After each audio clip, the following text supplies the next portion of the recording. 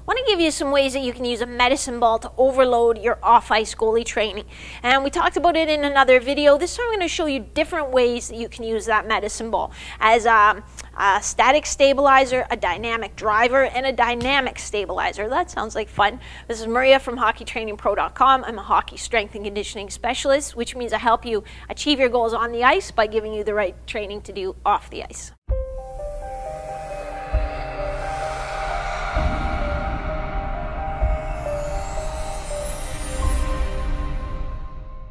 Big thing to remember with these drills is that we don't need to be using outrageously heavy loads to start with. We want to make sure that we're overloading it a little bit, but we're also stabilizing. So in this case, really all I'm trying to do is keep this med ball nice and stable. I don't want it shifting from my midline. If it's shifting, it tells me that my shoulders and my torso are shifting, or that I'm using my arms to try to generate force, and I just want to be nice and stable and let my legs do the work. I want to emphasize my leg power on this exercise. So we're going to do a knee recovery, getting that foot up underneath us, and then drive across, back down to the other side. So knee recovery, pushing straight across, back down. And notice that I'm not popping right up tall, I'm staying low. This is an exercise that's really familiar to most of you that have been around for a while. There's a way we can overload it. This is how we use a medicine ball to stabilize, and I'm going to get into an inline kneeling position, which means this foot or this heel is directly in front of that knee.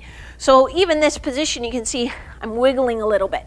Now, I'm going to try to keep my body stable as I drive with the medicine ball. So in the other one, I worked on keeping the medicine ball stable as I drove with my legs. Now I'm keeping my torso stable as I drive with the med ball. I'm going to chop from opposite my hip bone to above my opposite shoulder. And my arms stay fairly rigid in this kind of chopping fashion. The ball isn't coming up and out and up and down. So I'm not bending and straightening my elbows. I'm chopping up, stabilize, down, stabilize, up, stabilize, down, stabilize. So I really am not going to do this kind of thing and be wiggling all around, at least not to start. It's a progression. If I get so good at it and I'm using a fairly heavy ball and it's still too easy, that's where you could go. But to start with, it's going to be drive, stabilize, drive, stabilize. And I'm going to go on each plane. So when I come this way, again, opposite hip, opposite shoulder. And you'll be able to feel, the muscles here in the front of your hip, here on the outside of your hip, here on the inside, depending on which direction that you're chopping. Finally, we're going to use the medicine ball as a driver.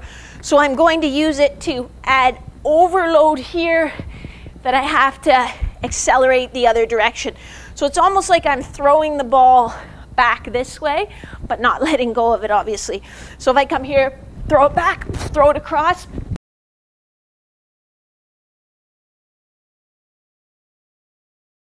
So to start with, I'm just going to do one at a time, and then I'm going to try linking them. So I'm going to throw the ball here, stick it, then I'm going to throw it here, stick it. Then, as I get that nice balance each time, I'm going to load it more dynamically. But it's important that you start by getting the deceleration.